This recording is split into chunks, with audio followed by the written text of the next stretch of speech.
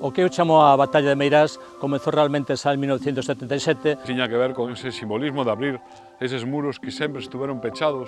Polo tanto, é unha obriga intentar facer algo para recuperar o Pazo de Meirás.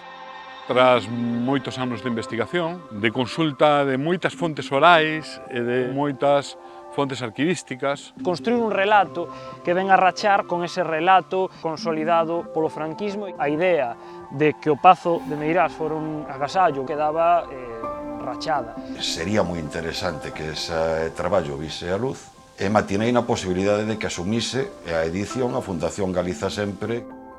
A Fundación Franco fai público un comunicado onde presume dicindo que van utilizar o Pazo de Meirás para facer unha exaltación do franquismo e da figura do dictador. Isto pareceunos unha provocación sin precedentes. Se antes houbo unha xunta pro Pazo del Caudillo, agora a Deputación da Coruña vai ter que liderar unha xunta pro devolución do Pazo. Que foi quen en primeira instancia fixo o primeiro informe xurídico que habilita unha vía para que o Pazo sexa devolto. E a partir de aí desátase unha campaña institucional e política e social para poñer os Franco contra as cordas. Era necesario un acto que pusese de novo no centro do debate todo o que significaba Meirás. Pois un grupo de activistas, dos cales fomos identificados 19 persoas.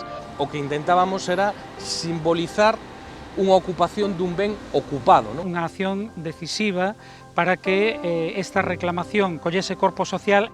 O Grupo de Memoria Histórica do Parlamento Europeo visitou o Pazo de Meirás podendo constatar que este pazo foi roubado. Conséguese esa sentenza histórica.